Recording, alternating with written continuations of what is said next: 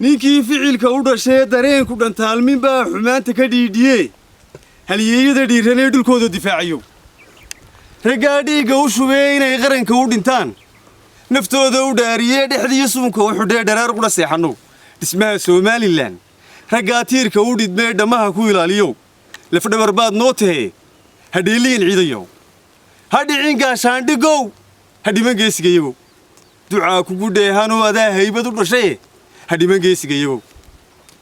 dhammaan waan idin xusoo dhankiinnaan laga idlaan gobaan dhicisoobinoo dalkooda dhisaa tihiin ragaan dheeldheelinoo sharciga dhowraa tihiin kuwaannu ku dhaadannee isdhallarogin baa tihiin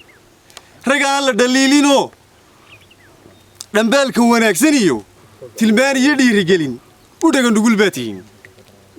raggaa dhebiga u qoree dhurwaaga ku soo dhacdhaca dhimbiil kulul iyo rasaas dhafoorka u saaray iyo jantaha ku dhuftaa tihiin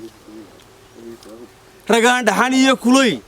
midnaba ka dhaqaaqinoo dhufayska adkaystayoo cadowgu dhirbaaxinoo ka dhubuc roonbaa tahee hadheeliyin ciidayo ha dhici gaashaandhigow ha dhiman geesigayagow ducaa kugu dheehanoo adaa haybad u dhashaye ha dhiman geesigayagow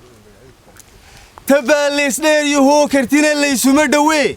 dhabbaa loo wada og yahay dhankaa ka xigtaan bulshada inaan looga soo dhacayn dhabbaa loo wada og yahay inaydaan dhabarjabayn dhabbaa loo wada og yahay inaydaan dhagar jeclayn dhabbaa loo wada og yahay inaydaan dhaqan xumayn dhabbaa loo wada og yahay inaydaan kala dhinayn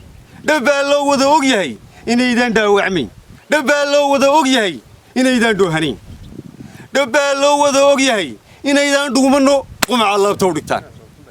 dhabbaa loo wada ogyo dhaqsaad guulna u heshaa hadheeliyin ciidayo ha dhicin gaashaandhigow ha dhiman geesigayagow ducaa kugu dheehanoo adaa haybad u dhashaye ha dhiman geesigayagow dhashiin iyo xaasaskiina dhammaan way ciidsan yihiin sadkoodina wuu dhanyoo iskuullay wada dhigtaan allaa dheefta u dhigoo dhibaata ma soo wejihin intuu geeli u dhaloo dhulkoodii barwaaqo yahay waka dhaataynayee xorriyad caanaha ku dhammaa